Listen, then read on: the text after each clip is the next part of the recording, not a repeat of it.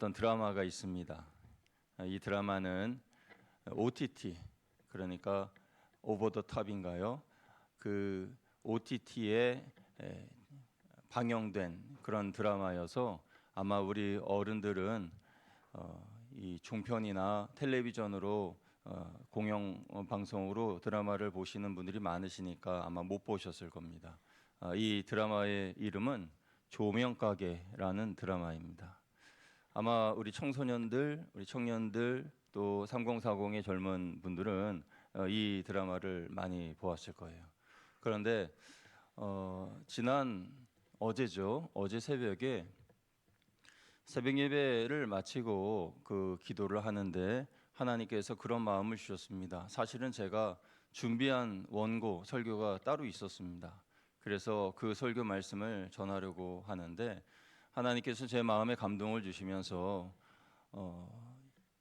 이런 방향으로 설교를 하라 라고 이렇게 말씀을 감동을 주셨어요. 그래서 제가 말씀을 바꾸게 되었는데요. 우리 청소년들은 이 드라마나 영화나 또 이런 대중매체나 이런 부분에 대해서 받아들이는 데 있어서 스폰지처럼 받아들이기 때문에 유해한 것까지 쉽게 받아들이는 경우들이 있습니다. 그래서 그 드라마에는 특별히 사후세계에 대한 이야기들이 좀 있는데, 사후세계라는 것은 죽음 이후의 세계를 말하는 거죠.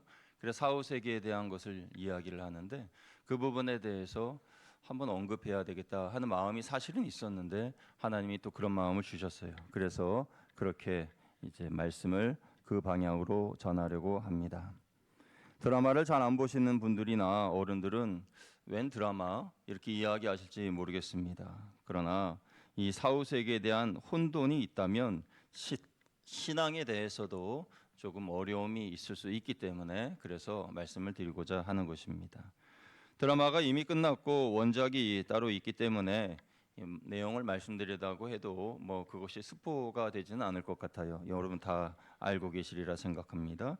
내용의 줄거리는 대략 이렇습니다. 어느 길고 또 어둡고 음습한 그런 골목이 있습니다. 그 골목에 여러 사람들이 길을 헤매며 다닙니다. 아무리 그 골목을 빠져나가려고 해도 빠져나갈 수가 없습니다. 빠져나간 듯 하면은 다시 원점으로 돌아와 있고 빠져나간 듯 하면 또 원점으로 돌아와 있습니다. 작가가 만든 그 세계는 이중적인 사람의 모습인데요. 그 길고 어둡고 그 음습한 그 골목을 다니는 그 사람들은 영혼입니다. 그러니까 그 환자, 어떤 큰 사고를 당해서 그래서 병원에 입원해 있는 코마 상태, 의식이 없는 그런 상태의 그런 환자들은 육신은 중환자실에 있고 그 영혼은 그 길고 어두운 골목을 헤매고 있다는 그런 설정하에 만든 그런 드라마예요. 원래는 웹툰이죠. 그러한 이야기인데 그렇게 사람들은 어두운 골목을 헤매다가 밝게 빛나는 한 조명가게를 만납니다. 그래서 그 조명가게를 그냥 지나치는 사람도 있고 또 들어간 사람도 있고 들어가서 이야기를 나누는 사람들도 있는데 그 조명가게 안에 있는 그 전구가 자기의 생명의 빛이라는 것을 모르고 지나가는 사람들이 많이 있어요. 그 안에는 많은 조명이 있는데 그 조명은 다 한 사람 한 사람의 생명의 빛을 의미하는 것이죠. 그래서 의식이 있는 사람, 그러니까 의지가 있는 그러한 사람들이 찾아가서 그 조명가게 안에 들어가면은 그 전구에서 필라멘트에서 희미하게 파득파득거리며 그 불빛이 일어나고 연한 그런 불빛이 일어나는데 그 전구를 손에 갖다 대면 코마 상태에서 깨어나게 되는 그러한 줄거리의 이야기입니다. 여기서 저는 작가가 만들어낸 세계관과 다른 기독교 세계관에 대해서 말씀을 드리고자 합니다. 여러분, 작가가 만들어낸 그 세계관, 그 사후 세계의 세계관은 어두컴컴한 암흑이에요. 그런데 기독교의 세계관은 암흑이 아니라 빛입니다. 성경에도 빛에 대한 이야기가 많이 있습니다. 성경은 죽어가는 이들을 살리는 빛이 있다라고 말씀합니다. 성경은 생명의 빛, 이 빛을 가진 이들은 다시 구원을 받게 된다는 그러한 은혜로운 말씀이 많이 기록되어 있죠. 이 빛은 누구를 말하는 걸까요? 요한복음 1장 9절 10절에 보면은 이 빛에 대하여서 이렇게 말합니다. 같이 읽어봅니다. 시작. 참빛 곧 세상에 와서 각 사람에게 비추는 빛이 있었나니 그가 세상에 계셨으며 세상은 그로 말미암아 지은 바 되었으되 세상이 그를 알지 못하였고. 아멘. 요한복음 12장 46절은 이 빛이 자신에 대하여서 이렇게 소개를 합니다. 나는 빛으로 세상에 왔나니 무릇 나를 믿는 자로 어둠에 거하지 않게 하려 함이로다 라고 말하였습니다. 여러분, 이 빛은 누굴까요? 이 빛은 바로 예수 그리스도이십니다. 우리 요한복음 8장 12절 말씀 같이 읽어보겠습니다. 시작. 예수께서 또 말씀하여 이르시되 나는 생명의 빛이니 나를 따르는 자는 어둠에 다니지 아니하고 생명의 빛을 얻으리라. 아멘. 빛으로 오신 예수님께서 하시는 일은 어둠에 갇힌 그들을 인도하여 내는 것입니다. 빛의 세계로 인도하여 내는 것입니다. 여러분, 성경의 인물 중에 어둠에 갇혀서 길을 잃고 헤맨 사람이 있습니다. 그러다가 빛이신 예수님을 만난 사람이죠. 그는 바로 사도 바울이라는 사람입니다. 사도 바울은 예수님을 만나기 전에 사울이라는 이름을 가지고 있었습니다. 이 사울이라고 하는 청년은 살기가 등등해서 어느 날 대제사장을 찾아가서 그리스도인들을 잡아서 죽일 수 있는 체포영장을 발부해 달라고 합니다. 그래서 그 체포영장을 가지고 다메섹에 그리스도인들이 많이 모여 있다는 소식을 듣고 잡으러 가지요. 그렇게 다메섹으로 가는 길에 다메섹의 언덕에 오르던 중에 갑자기 강하고 자신을 둘러싼 그 밝은 빛으로 인하여서 눈이 멀게 됩니다. 그렇게 3일 동안 눈이 멀면서 왜 이런 일이 내게 일어났는지를 생각했겠죠. 강한 빛이 임하는 순간 그에게 한 음성이 들립니다.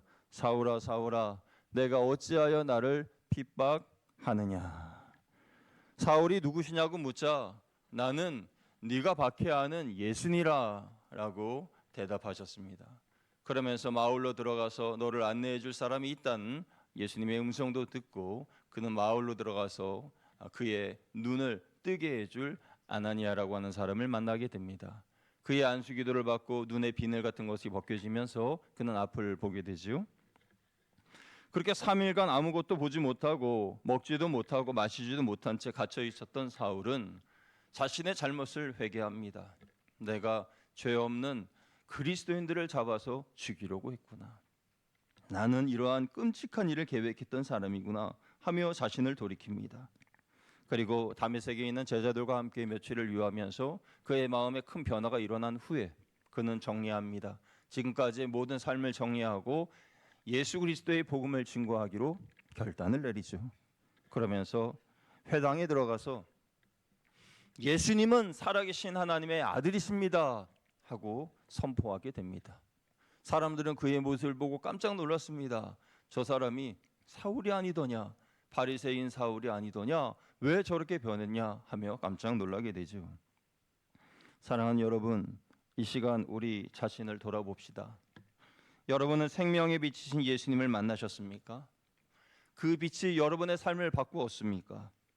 그 증거로 나는 복음을 증거하고 있습니까? 생명의 빛이신 예수님을 만난 분들이라면 이 질문에 아멘이라고 대답하실 것입니다. 오늘은 성탄절입니다. 성탄절은 생명의 빛으로 오신 예수님의 탄생을 기뻐하며 예배 드리는 날입니다. 사랑하는 여러분, 생명의 빛은 오직 예수 그리스도 한 분밖에는 없습니다. 다른 빛은 없습니다. 오직 생명의 빛은 예수님밖에 없습니다. 예수님께서 이 땅에 오신 이유는 어두운 골목을 헤매는 사람들에게 빛이 되어 주셔서 그들을 그 길고 답답하고 좁고 괴로운 그곳으로부터 구해내시기 위해서 오신 것입니다. 방황하고 헤매는 이들, 아무런 목적 없이 살아가는 사람들, 어둠 속에 좌절하고 있는 사람들, 그들을 구해내시기 위해서 예수님이 오신 것입니다. 아까 조명가게라고 하는 드라마의 이야기를 조금 더 해보겠습니다. 그 조명가게를 만든 작가의 사후세계의 세계관은 어둠입니다. 그러나 기독교의 세계관은 빛이죠. 우리는 예수 그리스도를 나의 구주로 믿기에 빛으로 가득한 천국에 들어가게 됩니다. 사실 죽음 이후의 사후세계에 대하여서도 예수님께서 말씀하신 바 있습니다. 누가복음 16장에 보면은 하나님을 경외하는 거지 나사로와 교만한 부자의 이야기인데요. 둘이 죽음을 맞이하여 이제 한 명은 천국에, 한 명은 음부에 들어가게 된다는 이야기입니다. 거지 나사로는 천사들에게 들려서 아버지의 품에 들어갔습니다. 아버지의 품은 하나님의 품으로 들어갔다는 것이고 천국에 들어갔다는 것이죠. 거기서 평안을 누리게 됩니다. 그런데 이 교만한 부자는 음부에 들어갔는데 그것은 지옥입니다. 그것은 불꽃으로 가득한 곳이고 괴롭고 물 한 모금도 먹을 수 없는 곳입니다. 그곳에 있던 부자가 저 건너편에 보니까 나사로가 있어요. 그래서 그쪽을 향해서 크게 외칩니다. 나사로의 손끝에 물을 적셔서 내 혀에 한 방울이라도 떨어뜨려 주십시오. 내가 이 불꽃 가운데에서 괴로워하나이다 라고 외칩니다. 그러니까 예수님이 말씀하신 이 사후세계는 심판이 있고 하나님을 믿는 이들은 천국으로 가고 하나님을 믿지 않는 이들은 지옥으로 가게 되는 그러한 고통의 세계가 있다라는 것입니다. 조명가게라는 드라마에는 이런 장면이 있습니다. 어떤 한 여성이 조명가게 안으로 들어옵니다. 그러면서 자신의 생명의 빛을 보게 되었습니다. 걸어가다 보니 희미하게 빛나는 어떤 전구를 봅니다. 그녀는 직감합니다. 아, 이것이 나의 빛이구나.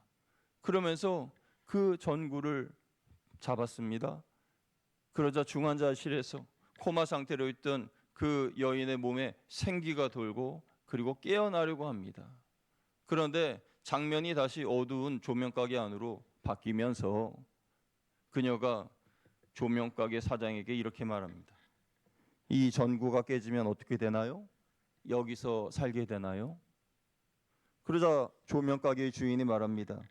어디든 사람 사는 세상 아니겠어요?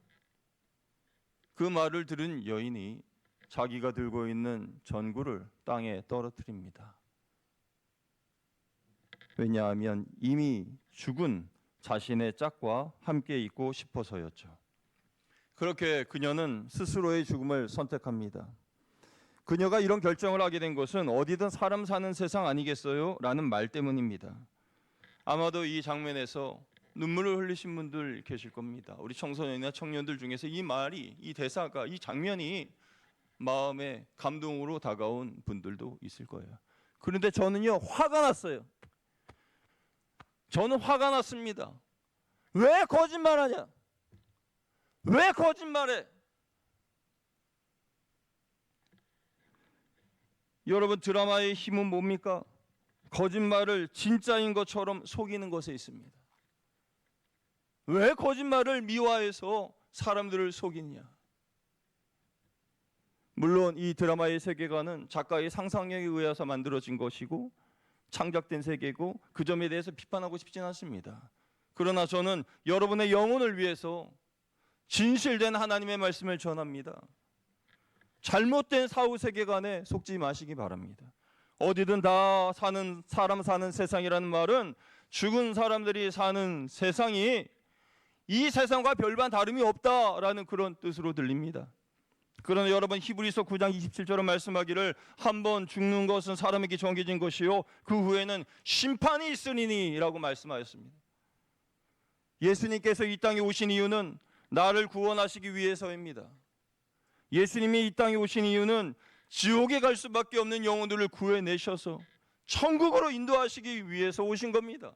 그래서 오늘 본문인 요한복음 3장 16절 말씀에 이렇게 말씀합니다. 하나님이 세상을 이처럼 사랑하사 독생자를 주셨으니 이는 그를 믿는 자마다 멸망하지 않고 영생을 얻게 하려 하심이라.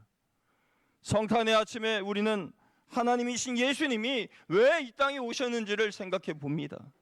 그것은 이 땅이 온통 어둠이었기 때문입니다. 어둠에 갇혀서 어둠에 눌려서 어디로 가야 할지 모르는 그들에게 예수님이 오셔서 빛으로 그들을 하나님의 나라로 인도해 주시는 것입니다. 생명의 빛을 주신 겁니다. 이 빛은 생명의 빛이어서 이 빛을 영접한 사람들은 모두가 다 구원을 받습니다. 잃어버린 소망을 찾습니다. 내가 살아야 할 이유를 얻게 됩니다. 이미 생명의 빛을 경험하신 분들은 사도 바울처럼 빛을 전하는 분들이 되시기를 주님의 이름으로 축복합니다. 아직 예수님을 만나지 못하신 분들은 예수님께 구하십시오. 찾아와 달라고 구하십시오. 어둠 가운데 있는 저의 모습을 보시고 주님 찾아와 주옵소서 간구하시기를 바랍니다.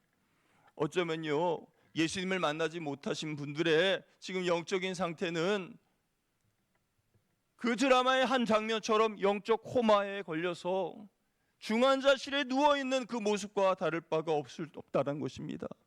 그러면 어떻게 해야 되겠습니까? 환자의 의지가 사람을 살린다면서요. 그러면 우리도 예수 그리스도께서 우리를 구원하시고 살려주실 것이라는 믿음을 가지고 예수님께 나아가야 하지 않겠습니까? 어둠 가운데 있을 때에 예수님 간절히 부르짖으면서 그 모든 어둠의 상황을 벗어나야 하지 않겠습니까? 예수님을 모르는 어떤 분이 자꾸만 가위에 눌렸습니다. 밤에 잠을 자려고 그러면 자꾸만 가위에 눌려요. 그런데 이분의 동생은 신앙생활을 하는 믿음이 있는 분이어서 그래서 이야기합니다. 누나, 가위에 눌리게 될 때 예수님 도와주세요 하고 외쳐봐. 그러면 예수님이 도와주실 거야. 그리고 그 다음 날 밤이 되어서 잠을 자는데 또 뭔가 또 어둠의 기운들이 막 몰려와요. 그러면서 가위에 눌리면서 괴로워합니다. 그때 동생이 한 말이 생각이 났어요. 예수님 도와주세요라고 외치라고 했지. 그 순간 말도 잘 안 나오고 어눌하고 그런 상태에서 예수님 도와주세요라고 한마디를 외쳤는데 그 순간 그를 누르고 있던 모든 어둠의 것들이 다 사라지게 되었다는 거예요. 얼마 전 우리 새가족반에 등록하셔서 공부하신 그 성도님의 이야기예요. 여러분, 어둠이 여러분을 짓누를 때에 예수님을 부르시기를 주님의 이름으로 축복합니다. 어둠의 골목을 헤매고 있을 때에 예수님의 이름을 부르십시오. 그럼 예수님께서 나타나셔서 어둠 속에 있는 여러분에게 빛을 보여주시고 이제 나만 따라와라. 내가 너에게 생명의 빛이 되어줄게 라고 하면서 여러분들을 은혜 가운데 생명의 길로 인도하실 줄로 믿습니다. 생명의 빛 예수 그리스도, 그 예수 그리스도를 따라가야 진정으로 평안한 하나님의 나라에 들어가는 것입니다. 다른 사후세계는 없습니다. 여러분 속지 마십시오. 그리고 괴로워하지도 마십시오. 우리에게는 참 빛이시고 생명의 빛으로 오신 예수 그리스도께서 계십니다. 예수님이 여러분의 빛이요 여러분의 구원자이심을 믿습니다. 그 구원자이신 예수님을 의지하며 살아가는 우리 모두가 되기를 주님의 이름으로 축원드립니다. 함께 기도.